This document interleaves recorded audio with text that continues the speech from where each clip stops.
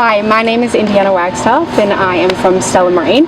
We have Ruby here today, who is our sailor that we sponsor, and we're just going to go through a couple of questions with Ruby about her journey in sailing so far. So Ruby, how are you?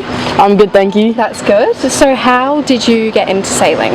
I got into sailing through a TACA's program at my primary school called Gumdale State School, where during our HPE lessons we'd come down to the yacht club and we'd go out in some TACA's boats and work our way up through the TACA's program, and then eventually I started enjoying it, so I joined the elite sailing program, where I then decided 2 years later to continue with the sport and buy my first boat. Nice. And what is your favourite thing about sailing?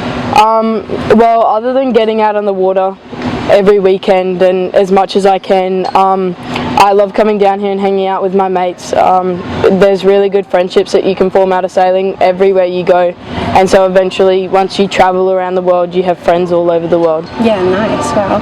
And so you've travelled a lot for sailing. What's the favourite place that you've sailed so far? I definitely have to say Lake Garda in Italy, because that's the only international spot I've ever been to. But not only that, but the coaching I received there from Olympian Robert Scheidt, his wife Ginta, and many other coaches who have been down the Olympic pathway, and then also the competition there. It was a really good place to sail.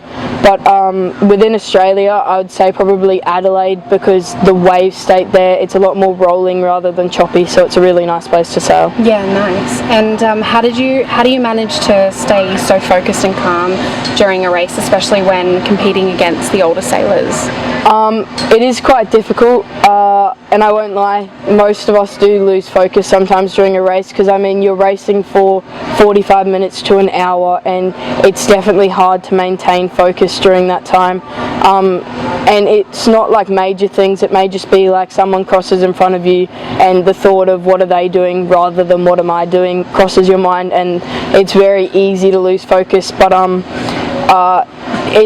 you just got to try and bring that focus back to what you're doing. But then against older sailors, it is quite difficult because you don't really have anyone to compare to, especially because I'm one of the youngest in the fleet. So I can't really compare myself to the older sailors because they've been sailing for so much longer. Mm-hmm. Yeah. And who are some of your role models in the sailing world, and why do they inspire you? I have a few role models in the sailing world. So a few of my coaches, Danny Fuller, I met him at my primary school. He was one of the HPE teachers there, and he's a VX1 sailor and a really good coach, and then from there he started coming down to elite sailing programs, and I would see him around the yacht club and he would always give me tips and advice, and he would always treat you like a high level athlete, no matter what level you're sitting at. My other coaches, Rob McMillan and Adrian, they're some of my role models, and then Robert Scheidt, who I had coached me in Italy, and Olympian Mara Strengski. She's a big role model for me because of how much she's done and the work she's put into her sailing, and the outcome she's received from it, and it just goes to show the hard work you put in gets you somewhere. And then other role models would just be some of the sailors around the yacht club, who I look up to and have really helped me grow with my sailing. Yeah, nice. And how do you balance school and sailing, especially when you're travelling for competitions and things? Generally when I'm travelling for competitions, I like to take like a book and my laptop down with me, and then at the end of each day I set it in about like 30 minutes to an hour just to go over my schoolwork. But most of my regattas either fall on holidays or weekends.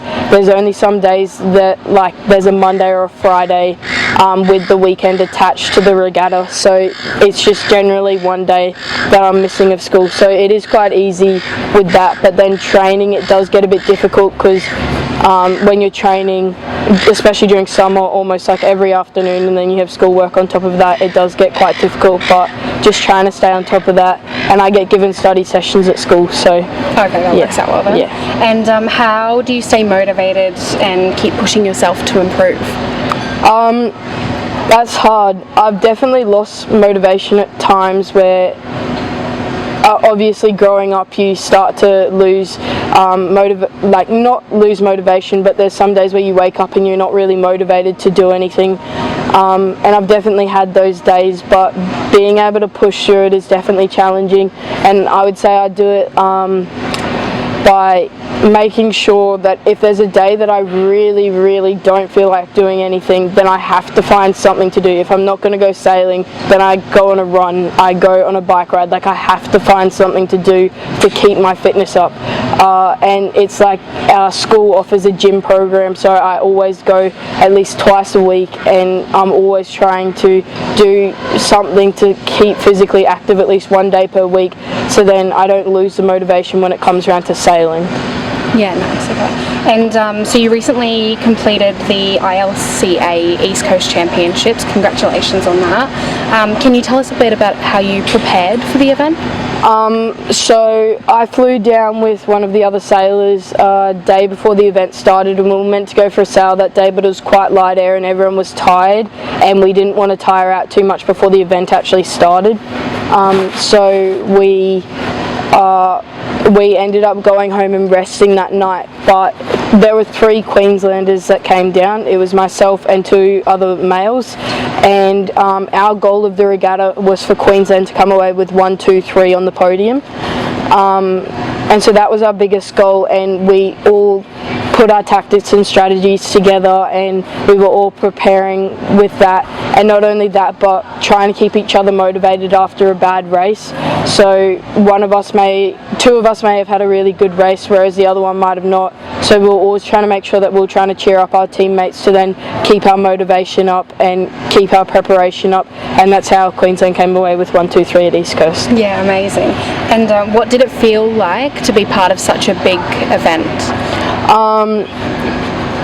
Well, I've been a part of many big events. My biggest ones have been nationals and the ILCA 4 nationals and my Lake Garda Easter meet, and it's definitely difficult because I'm not really used to that many boats on a starter line.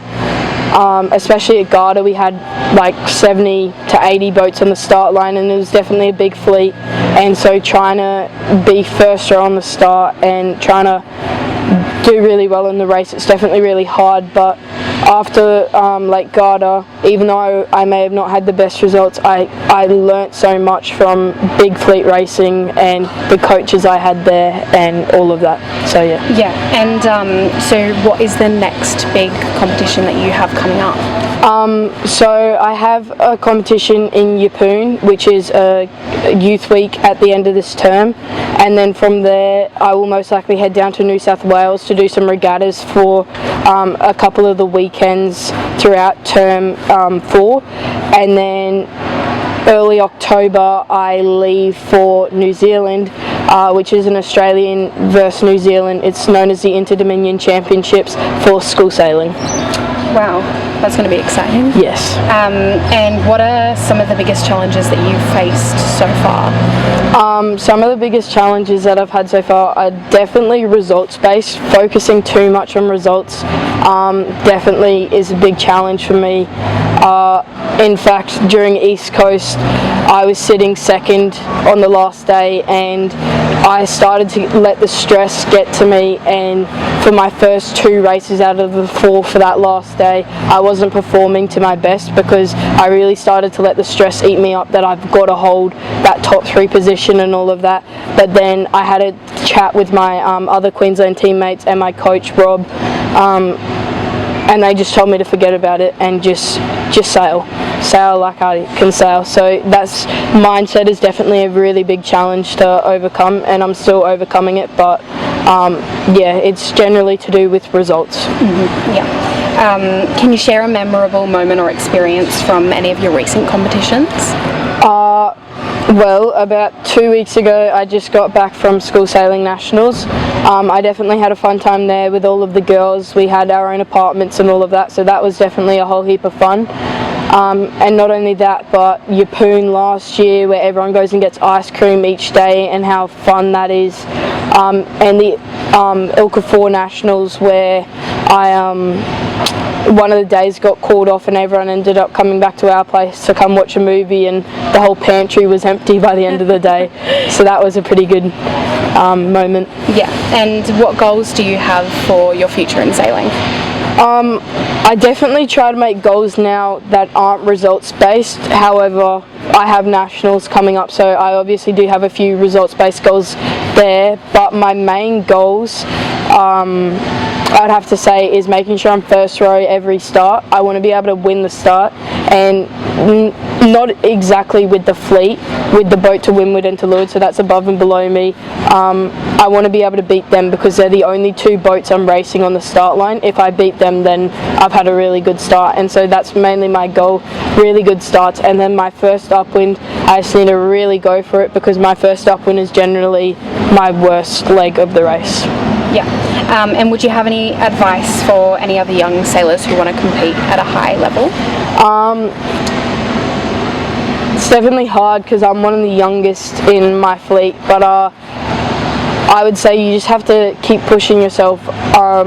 If you don't enjoy it, you don't enjoy it, that's okay. But if you do enjoy it and you lose the motivation for one of those days, as soon as you let yourself stop working towards sailing or working towards your fitness for sailing, then you might not enjoy the sport anymore. So just keep pushing yourself and keep trying to stay motivated, even when you feel as though you don't want to do anything. Yeah, nice. Okay, can you show us your boat and run us through it? Yeah. Okay.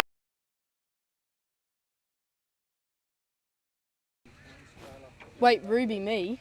Put one of those on. Wait, my boat? What do you reckon? What did you see underneath there? What? See how this fits? Might have to think of a new name, you know. It's going to be too big. What? Oh, did you just get surprised? That is cool.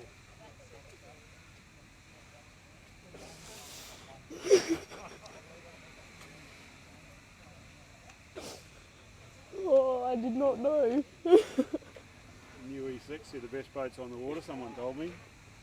What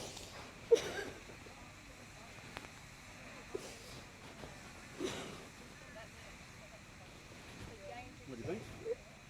I love it. Thank you, Gary.